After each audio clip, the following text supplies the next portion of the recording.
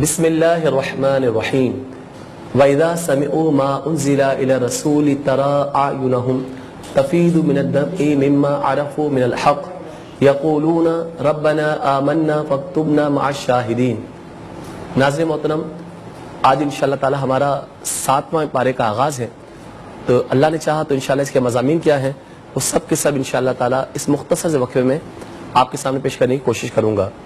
تو وَإِذَا سَمِعُوا، اور جب وہ سنتے ہیں جو رسول کی طرف سے اترا ہے تو ان کی آنکھیں دیکھو آنسو سے ابل رہی ہیں، ان کی آنکھیں آنسو بہا رہی ہیں، اس لیے کہ وہ حق کو پہچان گئے اور اے رب ہمارے، اور کہتے ہیں اے رب ہمارے، ہم ایمان لائے اور ہمیں حق کے گواہوں میں قبول فرما لے۔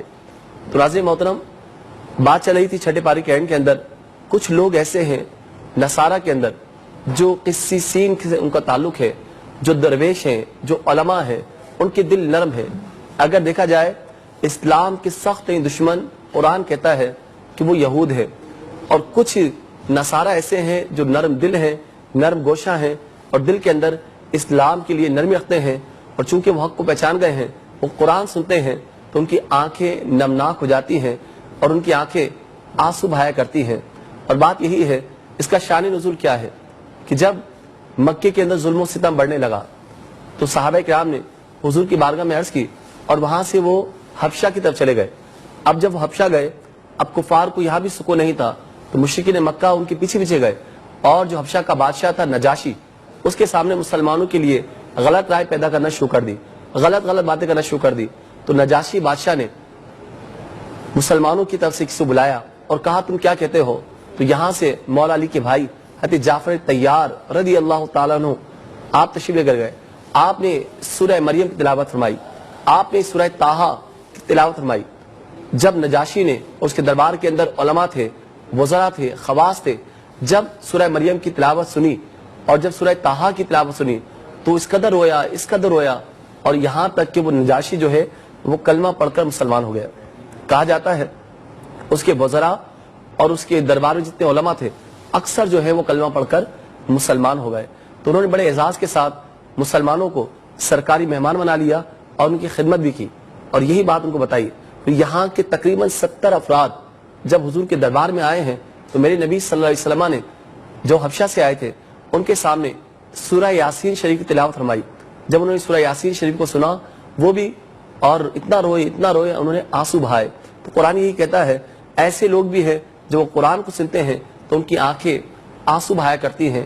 آج وہ کیسے مسلمان ہیں کہ جو قرآن سنتے ہیں آنکھوں میں آنسو نہیں آتے، دل میں خوف نہیں آتا، قرآن کے قریب نہیں آتے، اور ایسے بھی کفار ہیں جو قرآن سنتے ہیں آنکھوں میں آنسو آ جاتے ہیں اور کلمہ پڑھ کر مسلمان ہو جاتے ہیں۔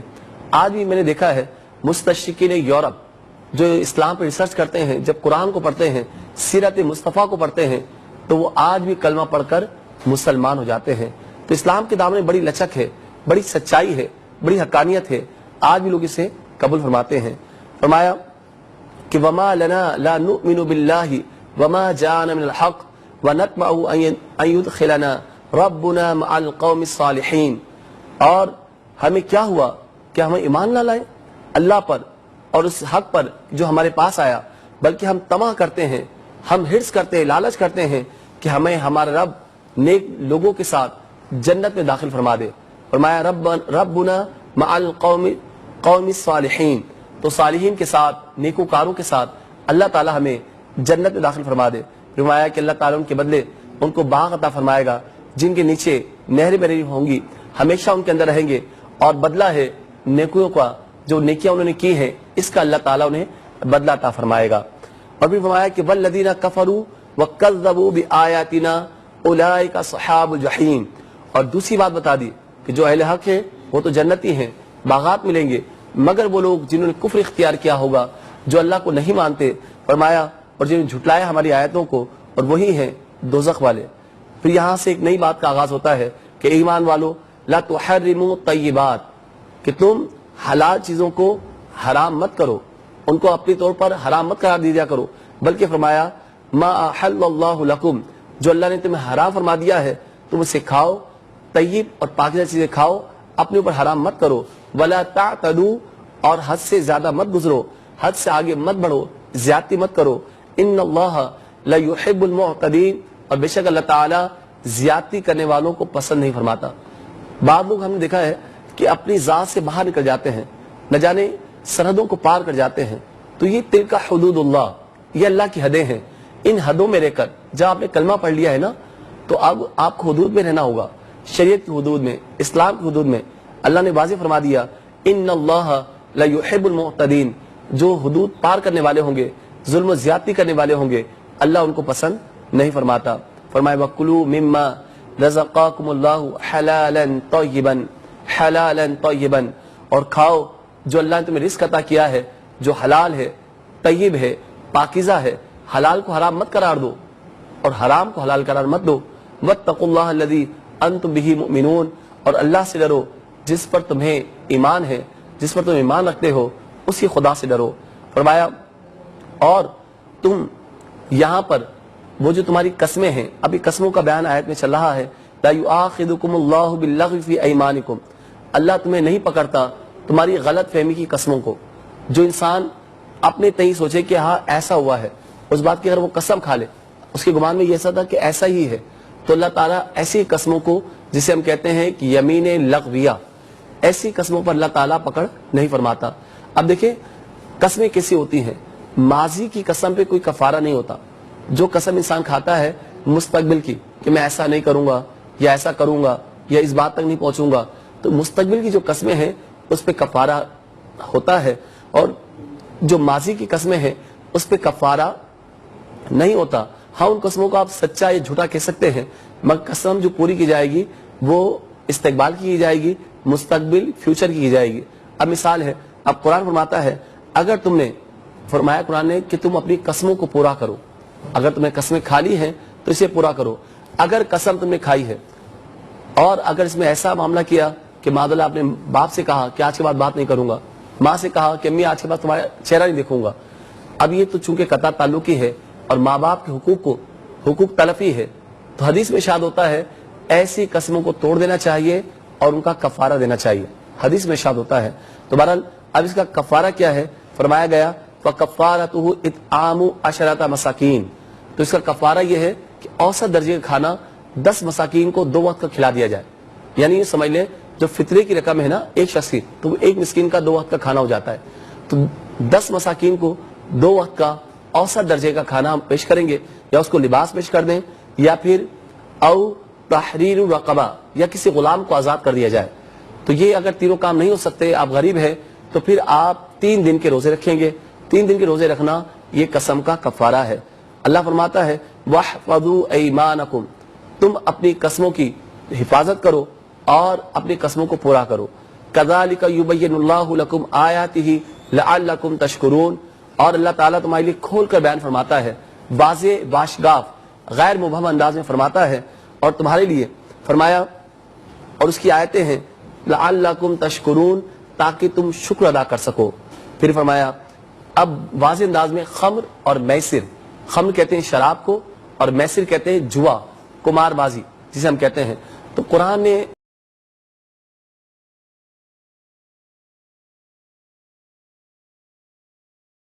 واضح انداز میں فرما دیا کہ ایمان والو تم خمر اور میسر یعنی جوا اور شراب سے بچو، انصاب، بت سے، پانسوں سے، رز سے، یہ شیطانی اعمال ہیں، ان سب سے بچو اور ان سے اجتناب کرتے رہو، لعلکم تفلحون، تاکہ تم فلاح پا جاؤ۔ پھر فرمایا انما یرید الشیطان، بے شک شیطان یہی ارادہ کرتا ہے، یہی چاہتا ہے کہ تمہارے درمیان دشمنی اور بیر یعنی عداوت اور بغض کو تمہارے دلوں کے اندر پیدا کر دے، فی الخمر والمیسر، یعنی خمر کے ذریعے اور میسر کے ذریعے، جوا اور شراب کے ذریعے۔ بسا اوقات آپ نے دیکھا ہوگا کہ جب انسان جوے میں بازی ہار جاتا ہے، اپنی مال کو کھو دیتا ہے، تو دل میں ایسی دشمنی نکلتی ہے انسان کی جو خاندانی دوستیاں، مربتیں، محبتیں سب ختم کر دیتی ہے۔ تو یہ جوئے کی طرف آئے کیسے؟ قرآن نے واضح نام فرما دیا، اور تم اس سے بچے رہو اور نماز کو قائم رکھو، ان ذکر اللہ وعن الصلاۃ، اللہ کے ذکر کو قائم رکھنے کے لیے نماز کو قائم رکھو، نماز کو قائم رکھو، نماز کو قائم رکھو۔ پھر فرمایا فہل انتم منتہون، کیا تم باز نہیں آؤ گے؟ فہل انتم منتہون، کیا تم باز نہیں آؤ گے؟ جب فاروق اعظم، حدیث شریف میں ارشاد ہوتا ہے، فاروق اعظم رضی اللہ تعالیٰ عنہ نے یہ انداز دیکھا قرآن کا، فہل انتم منتہون، تو کہا اتنا روئے آسمان کی طرف ہاتھ اٹھا دیے اور کہتے انتہینا یا ربنا، انتہینا یا ربنا، یا ربنا، اے رب ہمارے، ہم رک گئے، ہم باز آ گئے، ہم کبھی قریب نہیں جائیں گے۔ واطیع اللہ واطیع الرسول واحذروا، اور حکم مانو اللہ کا اور حکم مانو رسول کا، اور واحذروا، اور ہوشیار رہو، فإن تولیتم، اگر تم نے منہ پھیر لیا، پلٹ کے چلے گئے، فاعلموا، تو جان لو، انما علی رسولنا، تو بے شک ہمارے رسول پہ کیا ہے، البلاغ المبین، وہ صاف صاف تمہیں پہنچائیں گے، اپنی ذمہ داری پوری کر دیں گے، گواہ تیار ہے، اللہ سب سے بڑا گواہ ہے اور رسول بھی گواہ ہے، تو انہوں نے اپنا پیغام پہنچا دیا ہے۔ اب تم کتنا عمل کرتے ہو، کتنا عمل نہیں کرتے، تم اپنی ذات کو دیکھو، تم سے پوچھا جائے گا کہ تم نے کتنا عمل کیا۔ آپ دیکھیں میری نبی کی زندگی تو ایسی ہے، آپ صلی اللہ علیہ وسلم نے جتنا کچھ کہا ہے آپ نے سب کچھ عمل کر کے دکھایا ہے۔ یہی وجہ ہے آج بھی مستشرقین یورپ حضور کی زندگی کو دیکھتے ہیں، کلمہ پڑھ کر مسلمان ہو جاتے ہیں۔ فرمایا لیس علی الذین آمنوا وعملوا الصالحات، جو ایمان لائے اور نیک کام کی ان پر کوئی گناہ نہیں ہے، جناح لیس، کوئی کسی قسم کا گناہ نہیں ان پر، فیما تعیموا اذا متقوا وآمنوا وعملوا الصالحات، جو کچھ انہیں چکھا جب کہ ڈریں اور ایمان رکھیں اور نیکیاں کریں، پھر وہ ڈریں اور ایمان رکھیں، پھر ڈریں اور نیک رہیں، واللہ یحب المحسنین، کہ بے شک اللہ تعالیٰ نیکیاں کرنے والوں کو پسند فرماتا ہے۔ یعنی ڈرتے رہیں، خوف کرتے رہیں، اللہ سے ڈریں، پھر نیکیاں کریں، پھر ڈریں، پھر نیکیاں کریں۔ یہ ایک مسلمان کی زندگی ہونی چاہیے۔ جو بے خوف ہو جاتے پھر وہ نیکیاں نہیں کر پاتے، پھر وہ چرب زبانیاں کرتے ہیں، چرب لسانی کی عادت پڑ جاتی ہے، لیکن سچی معنوں میں اسلام کے قریب نہیں آ پاتے۔ قرآن میں اللہ فرماتا ہے، اے ایمان والو، اب جنہوں نے احرام باندھا ہے، اب ان کا تذکرہ چل رہا ہے، اب احرام کی تم نے اگر چادریں لے لی ہیں تو محرم ہو گئے، اب شکار کرنا تم پر حرام ہو گیا۔ اب کہا گیا کہ اب تم اس حالت کے اندر شکار مت کرنا۔ کہتے ہیں اس کا شان نزول یہ ہے کہ صحابہ کرام جب انہوں نے احرام کی چادریں باندھ لی، جب وہ محرم ہو گئے تو کہا کہ ہم پر وحوش و طیور اس طرح آ کر گرتے تھے کہ ہم اسے ہاتھ سے پکڑ لیں، ہاتھ سے شکار کر لیں، اگر ہم نیزہ بھی اٹھائیں تو ہمارے نیزے یہاں تک پہنچ جائے۔ تو لیکن جب قرآن کی آیت مبارکہ نازل ہو گئی کہ تم شکار کی حالت کے جب شکار مت کرنا، جب تم محرم ہو جاؤ، احرام کی چادریں باندھ لو، نہ تمہارے ہاتھ اٹھیں، یا ایھا الذین آمنوا لا یبلونکم اللہ بشیء من الصید تنالہ ایدیکم ورماحکم لیعلم اللہ من یخافہ بالغیب، اور تم جان لو باخوب جب تمہارے پاس ایسے شکار بھی آ جائیں تو تم اللہ سے ڈرو، حالانکہ تمہارے ہاتھ بڑھ جائیں، تمہارے نیزے اٹھ جائیں، لیکن جانتے رہو اللہ تمہیں دیکھ رہا ہے، اور وہی مومن ہے جو بن دیکھے اس پر ایمان رکھتے ہیں۔ تو کہا اس کے بعد صحابہ کرام آگے نہیں بڑھے، پھر فرمایا کہ فمن اعتدی بعد ذلک فلہ عذاب علیم، اور جو اس کے بعد زیادتی کرے، حد سے آگے بڑھ جائے، اس کے لیے دردناک عذاب ہے۔ تو صحابہ کرام تو اس امتحان میں پورے اترے اور انہوں نے شکار نہیں فرمایا۔ آگے فرمایا کہ اے ایمان والو لا تقتلوا الصید وانتم حرم، اور جب تم حالت احرام کے اندر ہو اس وقت شکار مت کرو، جان بوجھ کر۔ اگر تم نے کسی مویشی کا شکار کر لیا ہے تو قرآن کہتا ہے اس کا بدلہ یہ ہے کہ وہی مویشی اللہ کی راہ میں تم دو، جو تمہیں شکار کیا ہے حالت احرام میں، اب وہی تمہیں شکار کرنا پڑے گا۔ اور پھر فرمایا کہ یہاں پر کہ اگر تم سمندر کے راستے سے آ رہے ہو تو تم مچھلی کا شکار کر سکتے ہو، ظاہر سی بات ہے سمندر ہے، وہاں خوراک کا بڑا مسئلہ ہوتا ہے، لیکن اگر محرم ہو تو محرم کو خشکی پر شکار کرنے کی اجازت نہیں ہے، ہاں سمندر میں مچھلیوں کا شکار کرنے کی اجازت ہے۔ پھر یہاں سے جو مرکز انسانیت ہے، جو مرکز دنیا ہے، دنیا کا مرکز اور محور ہے، کعبے کے متعلق بتایا گیا، کعبۃ اللہ پوری دنیا کا مرکز ہے، انسانیت کی بقا اس پر ہے، اور اللہ تعالیٰ نے اپنے گھر کو بنا دیا ہے تاکہ ادب والے اس گھر کا ادب کریں، قیام للناس والشہر الحرام، اور یہاں پر لوگ ٹھہریں، قیام کریں، اور اس حرمت والے مہینے کا بھی احترام کریں، اور یہاں جو قربانیاں ہیں، ہدی کے جانور ہیں، قلائد یا جن پر قربانی کے لیے پٹے ڈال دیے گئے ہیں جن کے گلوں کے اندر، ان کا بھی تم احترام کرو۔ اور یہ اللہ چاہتا ہے ان اللہ یعلم ما فی السماوات والارض وان اللہ بکل شیء علیم، بے شک جو کچھ آسمانوں میں ہے، جو کچھ زمینوں میں ہے، اللہ سب جانتا ہے، اللہ سب جانتا ہے، اور اللہ تعالیٰ کو سب چیزوں کا علم ہے. اعلموا اور جان لو ان اللہ شدید العقاب اللہ کا عذاب سخت ہے. وان اللہ غفور رحیم اور بے شک اللہ تعالیٰ بخشنے والا مہربان بھی ہے.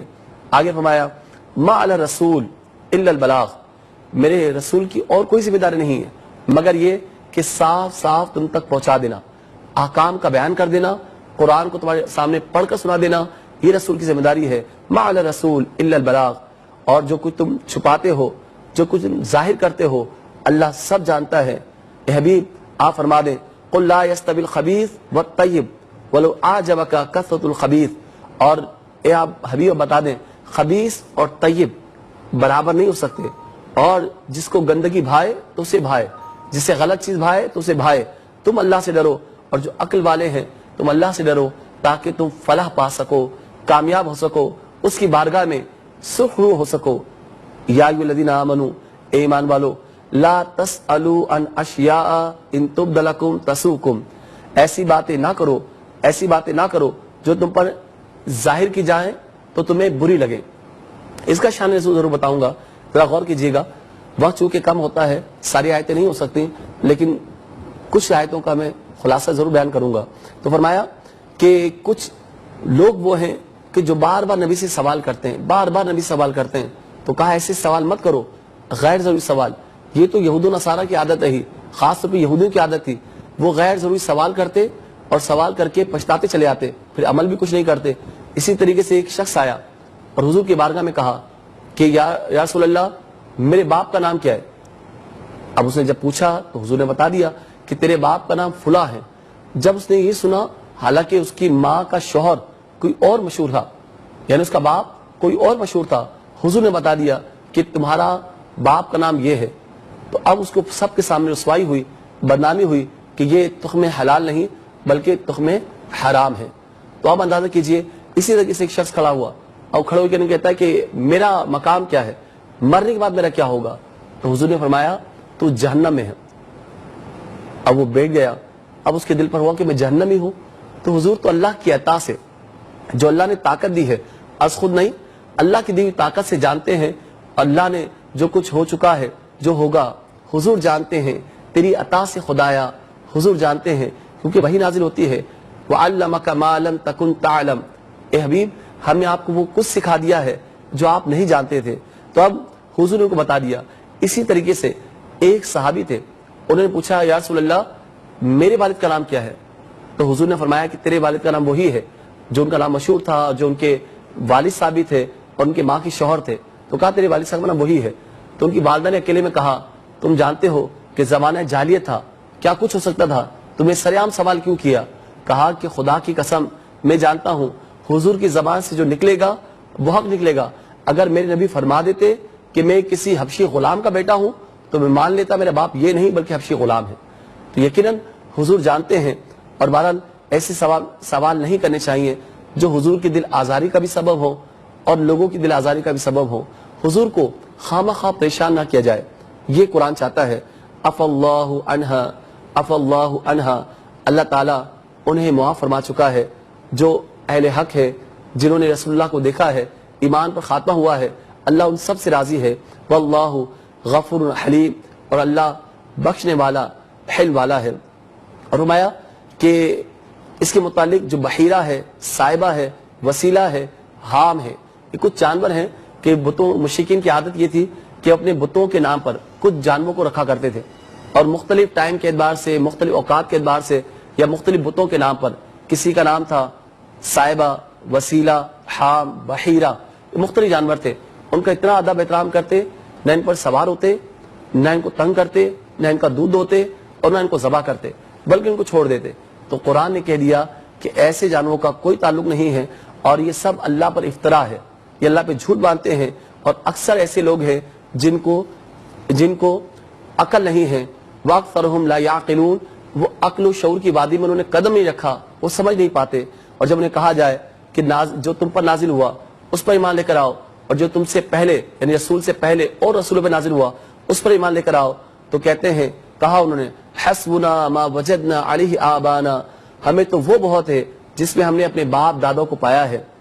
کیا اگرچہ ان کے باپ دادا نہ کچھ پائیں اور نہ راہ پر ہوں؟ تو کہا گیا اگر کفاری کہتے ہیں کہ ہمیں تو وہی چلیں گے جن پر ہمارے باپ دادا تھے، تو قرآن نے کہا اگر تمہارے باپ دادا غلطی کریں گے تو کیا تم بھی غلطی کرو گے؟ کیا وہ حق پہ نہیں ہوں گے تو کیا تم حق پہ نہیں رہو گے؟ تو یقیناً وہ ہدایت یافتہ نہیں ہیں۔ اے ایمان والو، یا ایھا الذین آمنوا علیکم انفسکم، اے ایمان والو تم اپنی فکر کرو، لا یضرکم من ضل اذا اہتدیتم، تمہارا کچھ نہ بگاڑے گا جو گمراہ ہوا، جو اپنی راہ پر چل رہا ہے وہ تمہارا کچھ بگاڑ نہیں سکے گا، کیونکہ الی اللہ مرجعکم جمیعا، ہر چیز کو، ہر انسان کو، ہر مخلوق کو اسی کی طرف پلٹنا ہے۔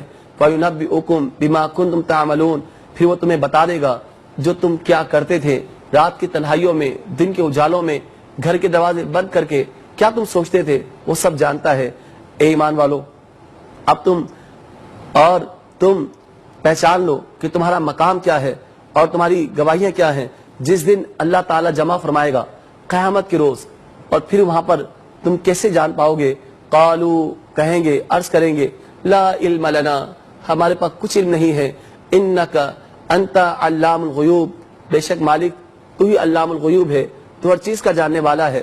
اور اب یاد کیجئے، اذ قال اللہ، جب کہا یا اللہ نے، جب فرمایا اللہ نے، یا عیسی ابن مریم، اے عیسیٰ ابن مریم، اذکر نعمتی، یاد کرو میری نعمت کو، علیکا، جو ہم نے آپ پر کی، وعلی والدتک، جو آپ کی والدہ محترمہ پہ کی ہم نے، اذ ایدتک بروح القدس، اور جب ہم نے پاک روح کے ذریعے تیری مدد کی، تکلم الناس فی المہد وکہلا، تو تم لوگوں سے باتیں کرتے تھے مہد کے اندر، پالنے میں، جھولے کے اندر، وکہلن، اور پکی عمر ہو کر، اور جب تم جھولے کے اندر تھے تم نے کلام بھی کیا تھا، وَإِذْ عَلَّمْتُكَ الْكِتَابَ وَالْحِکْمَةَ وَالتَّوْرَاةَ وَالْإِنْجِیلَ، اور ہم نے اے عیسیٰ آپ کو کتاب کا علم دیا، حکمت کا علم دیا، تورات سکھا دی، انجیل کا علم دیا ہے، وَإِذْ تَخْلُقُ مِنَ الطِّینِ، اور تم مٹی سے تخلیق کرتے ہو، کَہَیْئَةِ الطَّیْرِ، جیسے پرندوں کی صورتیں